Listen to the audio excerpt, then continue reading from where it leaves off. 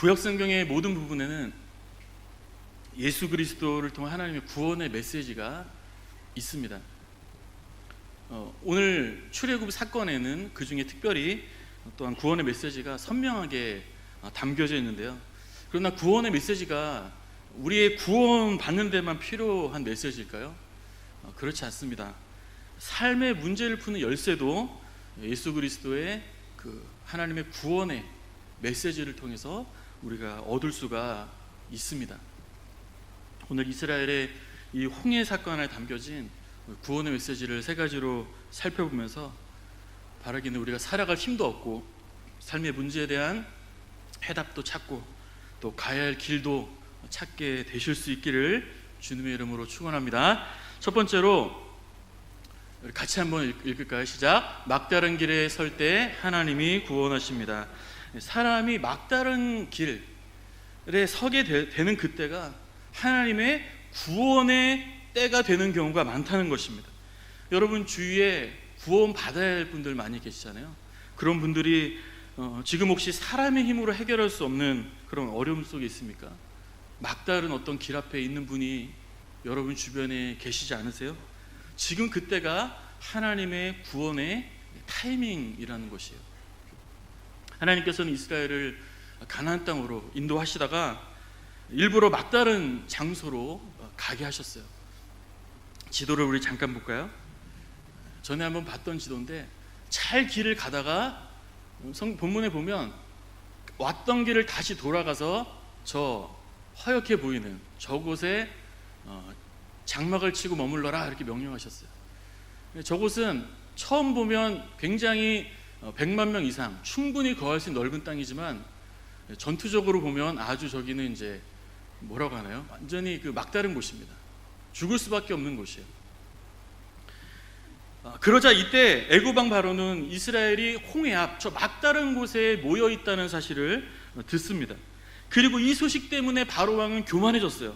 3절 4절을 세 번역으로 보니까 바로는 이스라엘 자손이 막막한 광야에 갇혀서 아직 이 땅을 헤매고 있을 것이라고 생각할 것이다. 그래서 그가 너희를 뒤쫓아올 것이다. 마치 이런 것이 이스라엘 백성들이 호기롭게 나갔는데 지금 저곳은 누가 봐도 죽을 곳이거든요. 잡힐 수밖에 없는 곳이거든요. 저곳에서 오더가도 못하고 있네. 좀 해볼만 하겠다 라고 인간적인 자신감을 되찾은 거예요. 바로왕은 얼마 전까지만 해도 하나님의 12가지 재앙을 통해서 애굽이 완전히 풍지박산 났음에도 불구하고 그 하나님을 잊어버립니다. 그래서 당시 최고의 군대였던 애굽의 모든 군대를 동원해서 이스라엘을 쫓아가는 13번째 아주 실수를 반복하게 되죠. 애굽 군대가 가까이 쳐들어왔습니다. 이스라엘은 이제 알게 되었어요. 다 와서야 알게 되었어요. 두려워 떨었습니다. 그러자 백성들은 하나님께 불평하기 시작했어요. 모세에게 반기를 들었습니다. 10절 말씀에 보니까 애굽 사람들이 자기 뒤에 이른지라 심히 두려워하여 여호와께 부르짖고, 여기서 부르짖다라는 표현은 기도했다라고도 볼 수 있지만 이 뒤에 이어지는 본문과 문맥적으로 보면 거의 불평의 부르짖음에 가깝습니다. 원망의 그런 외침과도 같아요. 11절 12절에 이어서 나오는 말씀은 온갖 불평이 이어집니다. 그들이 모세에게 이르되 노란 줄만 보시면 애굽 사람을 섬기는 것이 광야에서 죽는 것보다 낫겠노라. 우리가 말하지 않았느냐? 우리가 애굽에서 섬기겠다고 말하지 않았느냐? 왜 우리를 이곳에 인도했느냐? 불평과 반역을 일으켰어요. 그들은 두려워서 절망적인 행동을 여러 가지로 했습니다. 인생의 막다른 길은요, 사람의 눈으로는 두려움의 시간이고 절망의 시간이 맞습니다. 그러나 하나님의 시선은 다릅니다. 하나님 보실 때 인생의 막다른 길과 절망스러운 상황은요, 하나님의 구원의 때라는 것이에요. 막다른 길에 선 이스라엘 백성들에게 하나님 말씀하십니다. 13절 말씀에 오늘 너희를 위해 행하시는, 같이 읽겠습니다. 구원을 보라. 한번 따라합니다. 인생의 막다른 길은 하나님의 구원의 시간입니다. 구원을 보라. 구원을 보라. 거기서 어떻게 구원을 봐요? 우리는 잘 느끼지 못해요. 그러나 하나님의 시선은요, 구원을 보라는 거예요. 이것은 불신자에게도 해당되는 말이고요, 신자들에게도 해당되는 말입니다. 여러분, 예수 믿고 구원받은 오래전 그 순간들 한번 떠올려 보시겠습니까? 인생의 어쩌면 그 막다른 길이 하나님께서 구원하시는 역사의 통로가 되신 분들 많이 계시지 않으세요? 평생 자신만만하게 살았는데 질병의 고통, 죽음의 고통 앞에 설 때 그때서야 두 손 들고 하나님 앞에 엎드리고 무너지는 경우가 얼마나 많이 있습니까? 경제적으로, 관계적으로 문제를 만나서 끔찍하게 괴로울 때, 어떻게 돌파구가 전혀 보이지 않을 때 도저히 방법 없으니 하나님께 두 손 들고 나오는 경우들이 우리와 우리 주변에 여전히 많이 계십니다. 저는 모태신앙이어서 좀 다르긴 합니다만 예수를 믿었던 그 순간을 가만히 돌이켜 생각해 보니까 예수님을 믿는 그 순간 또는 그 직전에 일어났던 일이 거의 비슷하다라는 생각이 들었어요. 그때 제 스스로를 바라봤을 때 나 같은 죄인은 하나님 없이는 정말 인생에 소망이 없다, 인생에 해답이 없다, 하나님밖에 없다, 그런 확신이 생겼었습니다. 관계 전도에서도 이런 원리가 있어요. 사람들과 대화를 하다가 관계를 맺다가 어떤 상황이나 대화가 오고 갈 때를 복음의 타이밍으로 보는데요, 어떤 때가 복음 전할 타이밍입니까? 불신자와 교제하다가 죽음에 대한 어떤 이야기를 서로 나누게 될 때, 그분의 입에서 죽음에 대한 어떤 고민과 상황을 말하게 될 때, 또는 자신의 힘으로 어떻게 할 수 없는 인생의 한계에 대한 그런 대화를 가지고 교제할 때, 그 타이밍이 자연스럽게 복음을 전할 수도 있고 그분이 복음을 받아들일 수 있는 그 절제절명의 타이밍이라는 것을 볼 수가 있어요. 인생의 막다른 길이 구원의 통로가 된다는 것입니다. 뿐만 아니에요, 이미 예수 믿고 거듭난 저 여러분들에게도 막다른 길은요 무엇입니까? 하나님이 우리를 새롭게 하시는 성화의 시간이 된다는 것이에요. 한번 따라합니다. 성화의 시간이 된다. 신앙생활의 목적이 뭘까요? 저는 과거에는 내가 무엇을 하나님 앞에서 이루고 어떤 하나님의 역사 안에서 뭔가 일부분을 담당하고 어떤 그런 생각들을 많이 했던 것 같아요. 물론 그것도 맞는 말입니다. 그러나 그것보다 더 중요한 신앙의 중요한 목적이 무엇인지 지금은 확신합니다. 구원받는 성도를 향한 하나님의 목적은요, 성화입니다. 성화, 즉 우리가 예수 그리스도의 성품을 닮아가고 그의 삶을 따라가는 것이, 그의 삶을 닮아가는 것이 우리가 구원받는 성도가 지금 당장 천국 가는 게 가장 좋은 일임에도 불구하고 이 땅까지 우리가 살게 되는 이유라는 것이에요. 따라서 우리가 뭘 잘했기 때문에 하나님이 역사하시는 것이 아닙니다. 다만 우리가 성화의 삶 속에서 주님을 닮아갈 때 하나님이 그런 우리를 통해서 주님의 일을 하시는 것입니다. 하나님이 역사를 하시는 것이에요. 제가 고등학교 졸업하고 신학교에 들어갈 때 그 직전에 어디로 가야 됩니까? 한참 기도할 때 하나님에게 제게 주신 약속의 말씀이 있습니다.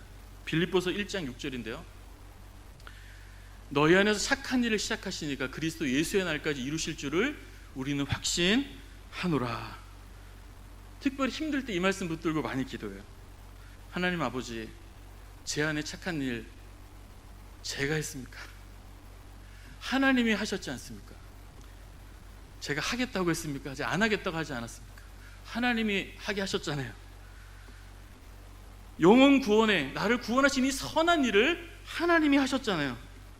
실수와 실패를 내가 늘 반복하지만 주님이 하셨으니까 주님이 이루어 주옵소서. 무엇을요? 성화를 이루어 주옵소서.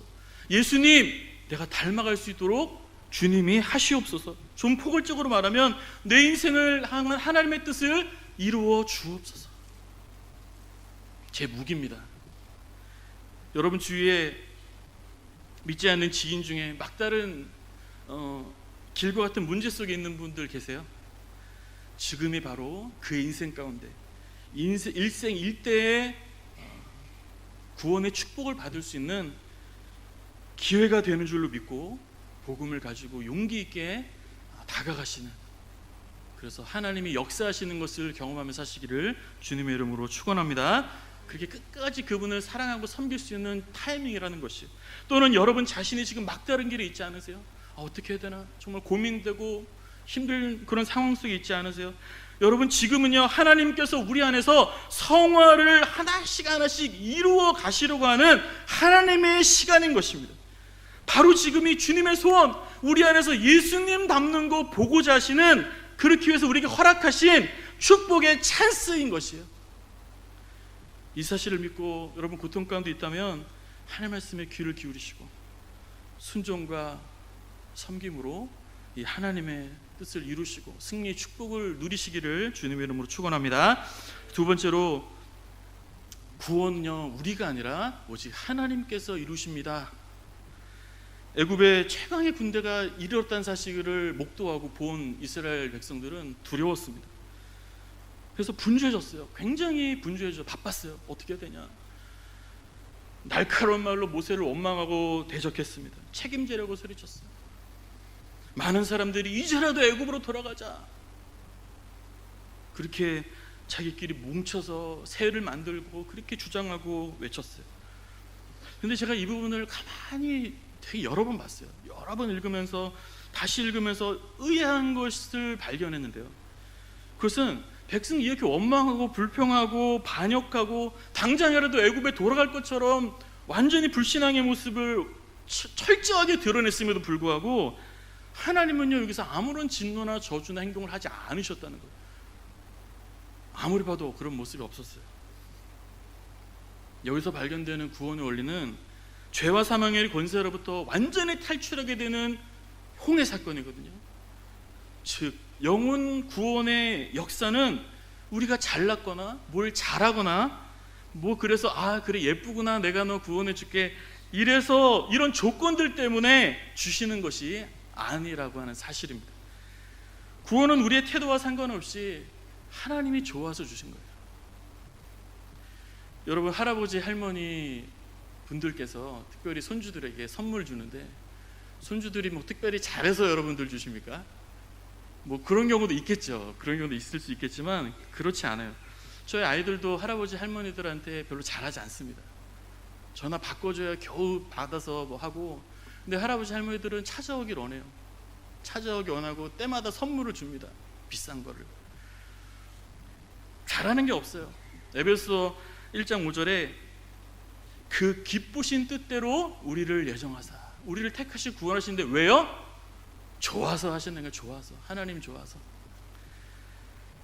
로마서 5장 8절을 현대인 성경으로 보니까 우리가 아직 죄인들 쓸 때 그리스도께서 우리를 위해 죽으심으로 하나님께서 우리에 대한 사랑을 나타내셨습니다. 그래서 예수님은 아직 죄인인 우리를 위해서 십자가에 달려 죽으신 것이요.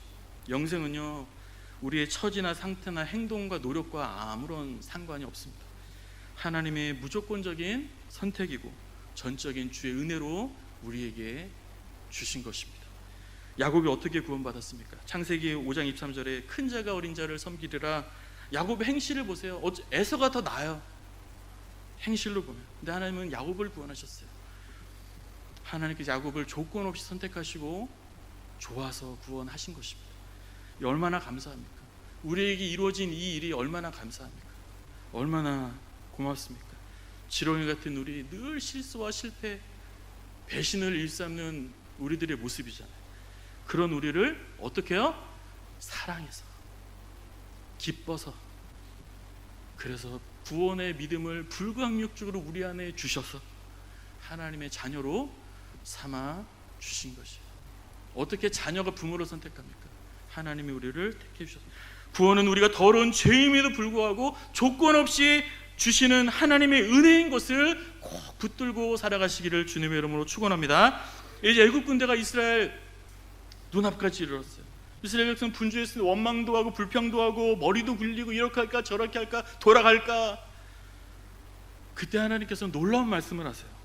13절 말씀에 보니까 가만히 서서 하나님의 구원을 보라. 또 이어지는 14절에 보니까 너희는 가만히 있을지어다. 가만히 있으라는 것이에요. 왜 가만히 있으라는 것일까요? 우리의 영혼의 구원을 위해서 너희가 할 수 있는 일은 아무것도 없다는 것입니다. 가만히 있으라는 것이. 죄와 사망으로부터 영원한 생명을 얻기 위해서 사람이 할 수 있는 일은 아무것도 없다. 너희는 가만히 있어라. 내가 하겠다. 그저 하나님의 구원을 가만히 있어서 보기만 하라는 것이. 이것이 하나님이 우리에게 주신 구원의 은혜입니다. 저 20대 초반에 이런 고민을 했었어요. 하나님 분명히 내 노력으로 구원받는 게 아니라고 하시는데, 이 고민 굉장히 오래 했거든요. 제가 그 고1 여름 수련회 때 주님을 인격적으로 만났는데, 주님, 제가 그때 열심히 기도했거든요. 진짜 목창이 터져라 기도했거든요. 목이 쉴 정도로 기도를 시키셔가지고 목이 쉴도록 기도했거든요. 박수 치라 그래서 열심히 박수 쳤어요. 손에서 땀이 나고 빨개져야지 그것이 진짜 진정한 찬양으로. 주님 만나고 싶어서 미친 듯이 은혜를 부르셨거든요. 내가 한 게 아닌가? 내가 좀 하지 않았나라는 그런 기분이 들었어요. 그러나 시간 흘러서 묵상해 보니까 기도한다고 믿음이 생겨나는 것은 아니라는 것입니다. 기적을 본다고 예수 그리스도가 믿어지는 것이요, 아니에요. 뜨겁게 신앙생활하면 예수님이 믿어집니까? 그것과도 상관이 사실 없어요. 저도 꽤 괜찮았던 모태신앙이었습니다. 굉장히 착실하게 신앙생활했어요. 네, 그랬습니다. 그런데 괜찮았을 때 구원받지 못했어요. 중3 올라가고 안 좋은 친구들 한 명씩 만나가면서 고1 때 주님 안 만났으면 저는 그때 어디로 튀었을지 모르는 완전히 방황하던 그때 구원받았어요. 수련회 참석하게 하신 것도 주님의 강권적인 은혜였더라고요. 좋은 사역자 만난 것도 하나님이 주시는 은혜였습니다. 너희의 구원을 위해 너희가 할 일은 아무것도 없단다. 아무것도 없어요. 아무것도 없었습니다. 성도 여러분, 예수님의 십자가 부활이 이상하게 여러분 믿어지십니까? 안 믿으려고 눈을 감아도 믿어지는데 어떡합니까? 믿음도 하나님 주신 것이에요. 그 모든 과정도 하나님이 이끌어 주신 것입니다. 하나님이 다 하셨습니다. 이 사실을 마음에 굳게 믿고 살아가심으로 한 주간도 구원의 기쁨으로 충만하시기를 주님의 이름으로 축복합니다. 마지막 간단하게 우리 실천사항을 한 가지 살펴보고 말씀을 마치고자 하는데요, 이 감당할 수 없는 은혜를 받은 우리는 어떻게 살아야 될까요? 한번 같이 읽어볼까요? 하나님은 구원의 역사를 위하여 순종의 사람을 사용하십니다. 하나님의 구원의 역사에 사람이 할 수 있는 일은 단 하나도 없습니다. 그런데 다만 한 가지, 순종하는 사람을 하나님께서는 그 구원의 역사, 하나님이 하시는 구원의 역사에 동참하게 해주세요. 오늘 하나님 모세를 구원의 도구로 그를 사용하셨다는 것입니다. 15절 17, 16절에 여호와께서 모세에게 이르시되 지팡이를 들고 손을 바다 위로 내밀어 그것이 갈라지게 하라라고 모세에게 명령하셨어요. 모세가 필요해서 사용하신 것이 아닙니다. 없어도 하나님 얼마든지 할 수 있으세요. 하나님의 영광스러운 이 구원의 역사에 하나님은 그 형상대로 지으신 하나님의 자녀들을 동역자로 같이 동참하면서 이루어가기를 주님은 그것을 원하시는 것이에요. 우리를 얼마나 하나님이 크게 보시는가를 알 수 있는 것이죠. 사랑하는 성도 여러분, 후회 없는 인생 살기를 원하십니까? 그 인생 어떤 인생일까요? 하나님의 이 구속의 역사, 내가 원하지 않고 참여하지 않아도 이루어 가실 이 구원의 역사에 우리가 참여하며 쓰임받으며 사는 것이, 그것이 영원한 일이고요, 정말 위대한 일이고요, 후회 없이 살아가는 인생이 되는 줄로 믿습니다. 하나님께서 이사야에게 구원과 구원의 죄사함을 상징하는 그 핀수칠 입술에 대실 때 그 직후에 주님이 이런 말씀하셨어요. 이사야 6장 8절에 주께서 이르시되 내가 누구를 보내며 누가 우리를 위하여 갈고 누가 가겠냐라고 물으셨어요. 그때 이사야 대답 8절에 나를 보내소서라고 대답했습니다. 주님 우리에게도 똑같이 구원받는 성도들에게 이와 같이 묻고 계시다는 것입니다. 주님 오늘도 우리를 막다른 길을 늘 만나며 살아가는 믿지 않은 모든 이들에게로 우리를 보내고 계세요. 누가 가겠느냐라고 우리에게 늘 말하고 계세요. 어떻게 반응하면서 우리가 살아야 되겠습니까? 이 길은요, 너무나 축복된 길이기 때문에요, 아무나 갈 수 없습니다. 우리의 감정과 의지를 날마다 십자가에 못 박고 주님과 동행하는 성화의 길에 서 있는 사람만이 갈 수가 있어요. 십자가에 못 박아야만 갈 수 있는 성화의 길입니다. 모세는 백성의 반역과 원망을 받으면서도 십자가의 길, 순종의 길을 갔습니다. 예수님은 모든 제자가 배반하고 하늘의 빛도 잃고 캄캄해졌음에도 불구하고 우리를 구원하시기 위해서 자기 자신을 부인했어요. 자기 자신을 부인하는 그 성화의 길을 우리에게 보여주시면서 십자가 길, 순종의 길을 걸어가셨습니다. 우리 주변에 인생의 막다른 길에 도달하는 사람들이 많이 있습니다.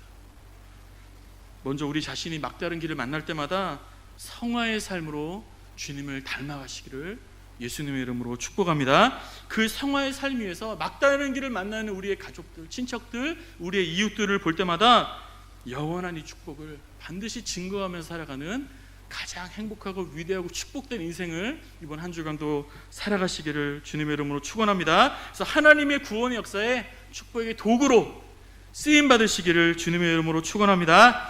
사랑의 하나님, 은혜를 감사합니다. 우리의 아무런 행위나 노력이나 자격 없이 오직 주님이 기쁘셔서 우리를 택하시고 구원하시니 주님의 이 놀라운 은혜와 사랑으로 인하여 하나님 감사와 찬양을 올려드립니다. 하나님, 우리가 인생을 살아갈 때 막다른 길들을 많이 만납니다.